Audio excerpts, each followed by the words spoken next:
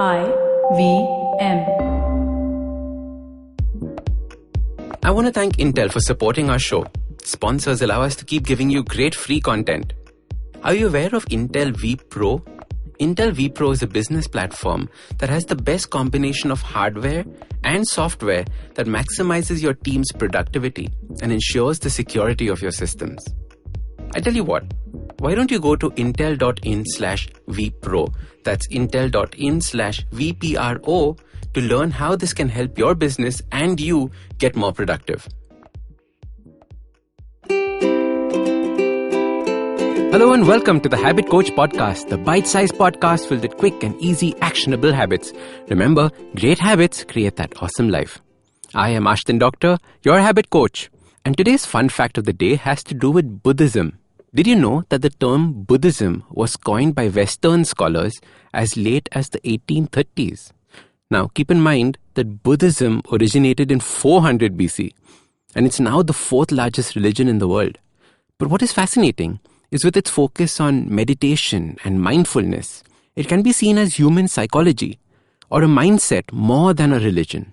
It is very interesting to read and learn about how Buddhism approaches life.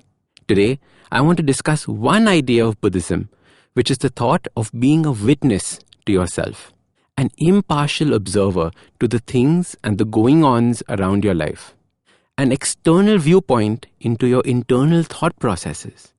Can you imagine that? Imagine seeing yourself thinking.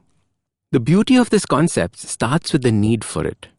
The way we think and the way we behave all stems from the story that we play back in our minds.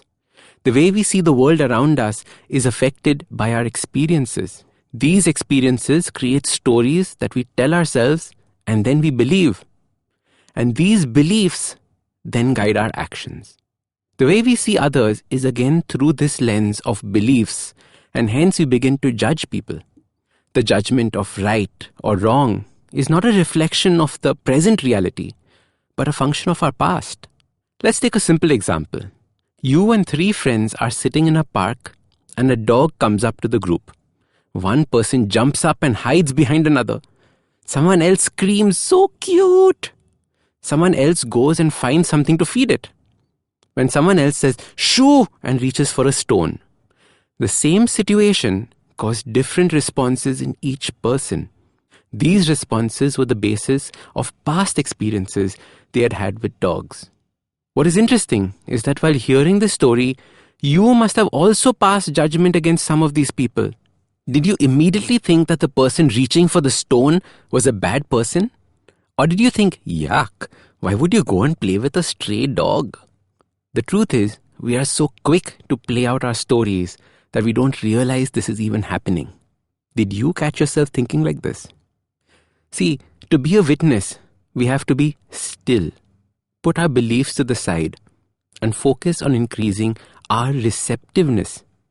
We can then witness the situation of the dog coming up to the group, and we can witness our own reaction to the situation. There is no right or wrong. There is just awareness. We have to be aware of the choices we are making so that we don't do them blindly. We are also now aware of the choices others are making. The power of being a witness comes from the form of creating and feeling empathy for the people around you. Instead of passing judgments on someone, you are now empathizing with them. It allows you to take a break from the cycle of action and emotions and actions and emotions. In a word, it makes you less reactive. Think about how quick we are to react and pass judgment about the world around us or ourselves. This gives you that much needed break. Once you grow into this practice of being a witness to the world, feelings of interconnectedness take place. This is when you begin to feel like you are one with the person next to you, with the plant by your side, or the chair you're sitting on. In a very loose form, our sense of self disappears. And this is a very peaceful state of mind. As your habit coach, this is something I would want you to experience and live out of.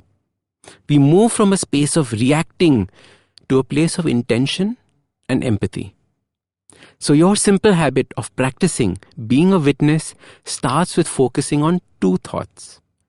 The first is stillness. don't react. The second is observe. See the world and see yourself as a third person would, without the baggage of life, without the baggage of belief systems. So be still and just observe. These two are absolute magic. So start these habits and share with us your progress using the hashtag #TheHabitCoach. If you like this podcast, don't forget to check out other interesting podcasts on the IVM network. You can listen to us on the IVM Podcast app or ivmpodcast.com. You can also follow us on social media. We are at IVM Podcasts on Twitter and Instagram. If you want to reach out to me, I am Ashdin Doc on Twitter and Instagram. You can find lots more information on my website, awesome180.com, or check out different content on my YouTube channel called AWESOME180. That's Awesome180. Hey, I hope you enjoyed that episode. And if you enjoy listening to content on the IVM Podcast Network, let me tell you about a couple of things that you should check out this week. On the Edges and Sledges Cricket Podcast, Ashwin, DJ, and Varun deep dive into the first test between India and South Africa. On the Pragati Podcast, Anne Devereaux joins Pawan to share how NASA and JPL plan and manage interplanetary missions. On Paperback, Rachita and Satyajit talk to the founder of the Positivity Company, Birinder Aluwalia, about the PERMA formula of happiness and how to be more optimistic. It's a crossover episode on the Empowering series as Ritasha Rathore, host of Agla Station Adulthood, joins Zarina. She talks about body positivity, adulting problems, and why it is important to inculcate self-love. On Pesa Vesa, Anupam is joined by Samant Sikka, Chief Dream Officer at Squirrel. They have an interesting conversation about how his team came up with the name. Thanks, and we hope to see you again soon.